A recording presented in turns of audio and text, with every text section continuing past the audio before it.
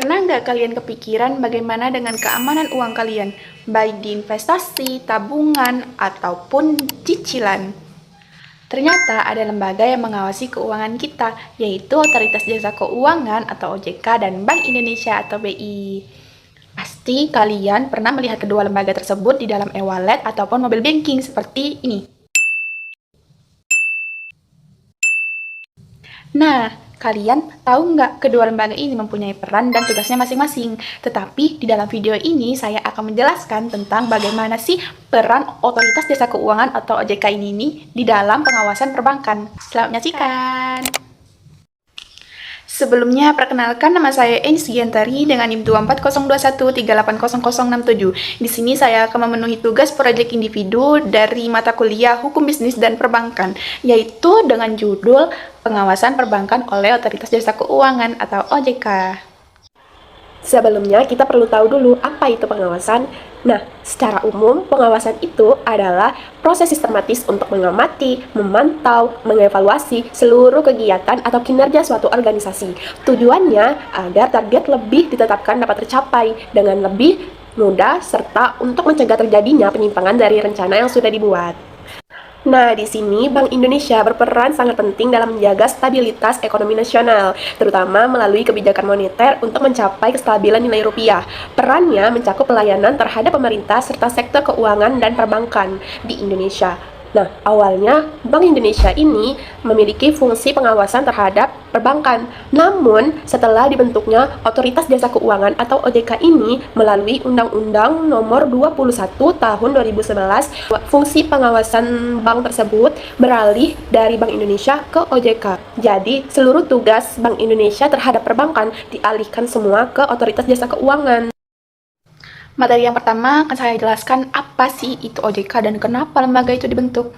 Nah, teman-teman, Otoritas Jasa Keuangan itu adalah lembaga negara yang dibentuk oleh Undang-Undang Nomor 21 Tahun 2011 yang berfungsi menyelenggarakan sistem pengaturan dan pengawasan yang terintegrasi terhadap keseluruhan kegiatan di dalam sektor keuangan. Nah, baik di sektor perbankan, pasar modal, ataupun jasa sektor keuangan non-bank seperti asuransi, dana pensiun, lembaga pembiayaan, dan lembaga jasa keuangan lainnya. Nah, pembentukan Otoritas Jasa Keuangan ini juga dilatar belakangi oleh kekhawatiran sejumlah pihak terhadap efektivitas pengawasan yang dilakukan oleh Bank Indonesia pada saat itu. Nah, terdapat 3 alasan yang mendorong pembentukan lembaga ini, yaitu pertama, meningkatnya kompleksitas dan pertumbuhan pesat industri keuangan di Indonesia. Jadi, industri keuangan terus berkembang dengan berbagai produk, layanan, dan lembaga keuangan baru, sehingga diperlukannya pengawasan yang lebih terintegrasi dan profesional. Yang kedua, alasan yang kedua itu adalah munculnya permasalahan lintas sektor keuangan. Banyak masalah dalam sektor keuangan yang melibatkan lebih dari satu jenis lembaga keuangan seperti bank, asuransi, dan pasar modal. Nah, karena itu dibutuhkannya satu lembaga yang dapat mengawasi seluruh sektor jasa keuangan secara menyeluruh. Dan yang terakhir itu adalah amanat dari Undang-Undang Nomor 3 Tahun 2004 tentang Bank Indonesia. Undang-undang tersebut mengamanatkan pembentukan lembaga pengawas jasa keuangan yang independen di luar Bank Indonesia untuk melaksanakan fungsi pengawasan dan pengaturan di sektor keuangan. Jadi teman-teman, OJK itu dibentuk untuk meningkatkan efektivitas pengawasan sektor jasa keuangan dalam mengatasi masalah lintas sektor serta melaksanakan amanat peraturan perundang-undangan. Baik, materi selanjutnya adalah tugas dan fungsi OJK dalam mengawasi bank dan lembaga keuangan lainnya. Jadi, dalam melaksanakan tugasnya, OJK berwenang untuk menyusun dan menetapkan berbagai peraturan yang menjadi pedoman bagi lembaga keuangan.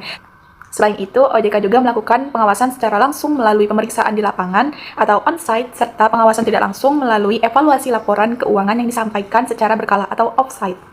Nah, dalam melaksanakan tugas pengawasan pada bank, saat ini OJK melaksanakan sistem pengawasan dengan menggunakan 2 pendekatan, yaitu yang pertama ada pengawasan berdasarkan kepatuhan atau compliance-based supervision, yaitu pemantauan kepatuhan bank terhadap ketentuan-ketentuan yang terkait dengan operasi dan pengelolaan bank di masa lalu dengan tujuan untuk memastikan bahwa bank telah beroperasi dan dikelola secara baik dan benar, menurut prinsip-prinsip kehati-hatian. Yang kedua adalah pengawasan berdasarkan risiko atau risk-based supervision, yaitu pengawasan bank yang menggunakan strategi dan metodologi berdasarkan risiko yang memungkinkan pengawas bank dapat mendeteksi risiko yang signifikan secara dini dan mengambil tindakan pengawasan yang sesuai dengan tepat waktu.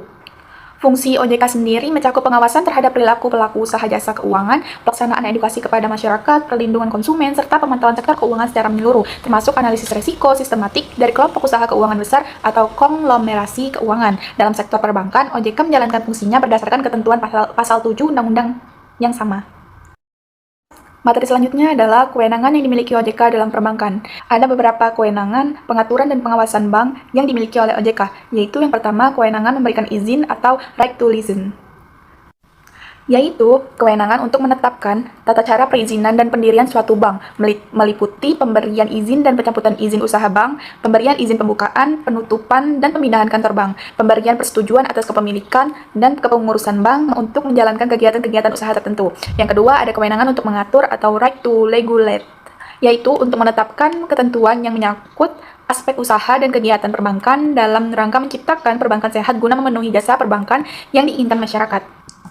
Selanjutnya, yang ketiga, ada kewenangan untuk mengawasi atau right to control, yaitu yang pertama, pengawasan bank secara langsung atau on-site supervision, terdiri dari pemeriksaan umum dan pemeriksaan khusus dengan tujuan untuk mendapatkan gambaran keadaan keuangan bank dan untuk memantau tingkat kepatuhan bank terhadap peraturan yang berlaku, serta untuk mengetahui apakah terdapat praktek-praktek tidak sehat yang membahayakan kelangsungan usaha bank. Nah, yang kedua, ada pengawasan tidak langsung atau off-site supervision, yaitu pengawasan melalui alat pemantauan seperti laporan berkala yang disampaikan bank, laporan hasil pemeriksaan, dan informasi lainnya. Yang keempat, ada kewenangan untuk mengenakan sanksi atau right to impose sanction, yaitu untuk menjatuhkan sanksi sesuai dengan ketentuan perundang-undangan terhadap bank apabila suatu bank tersebut kurang atau tidak memenuhi ketentuan. Materi selanjutnya adalah kewajiban perbankan terhadap OJK sebagai lembaga pengawas keuangan. Nah, secara garis besar, kewajiban bank kepada OJK adalah memastikan bahwa seluruh operasional mereka berjalan sesuai transparan, aman, dan mematuhi aturan yang telah ditetapkan demi menjaga stabilitas sistem keuangan nasional. Namun, ada kewajiban yang penting bagi bank kepada OJK, yaitu yang pertama, kewajiban pelaporan yang ketat. Kewajiban pelaporan yang ketat merupakan instrumen utama OJK dalam melakukan pengawasan perbankan. Ketat di sini bukan hanya berarti banyak data yang diminta, tetapi juga mencakup akurasi tinggi, ketepatan waktu yang rigid hingga hitungan jam, serta penggunaan sistem teknologi terintegrasi. Bank wajib menyampaikan berbagai jenis laporan melalui sistem daring seperti Apollo, OJK untuk memastikan transparansi pada laporan berkala dan laporan insidental. Selanjutnya ada kewajiban pemenuhan standar kesehatan atau mikroprudensial, yaitu tugas bank untuk menjaga daya tahan tubuh keuangannya agar tidak kolaps atau merugikan nasabah. Bank wajib memastikan modal yang tebal sebagai bantalan jika ada kerugian, menjaga agar kredit macet atau NPL tetap rendah dengan selektif memilih pinjaman, serta selalu memiliki kas yang cukup atau likuiditas agar nasabah bisa menarik uang mereka kapan saja tanpa adanya terkendala. OJK memantau kesehatan ini secara real time, dan jika angka-angka tersebut mulai memburuk, bank dipaksa melakukan perbaikan seketika agar tidak sampai gagal beroperasi. Yang ketiga, ada kewajiban edukasi atau perlindungan konsumen. Seperti pada gambar di samping, itu menjelaskan bahwa pelaku usaha jasa keuangan wajib melaksanakan kegiatan untuk meningkatkan literasi dan inklusi keuangan. Memberikan edukasi dan perlindungan konsumen adalah tanggung jawab bank untuk memastikan nasabah tidak hanya memiliki akses ke produk keuangan, tetapi juga benar-benar memahami manfaat serta risiko dari produk yang mereka gunakan. Yang keempat, kewajiban kelembagaan dan tata kelola. Kewajiban kelembagaan dan tata kelola itu maksudnya aturan main yang memastikan bank dijalankan oleh orang-orang yang kompeten serta memiliki sistem manajemen yang transparan dan akuntabel.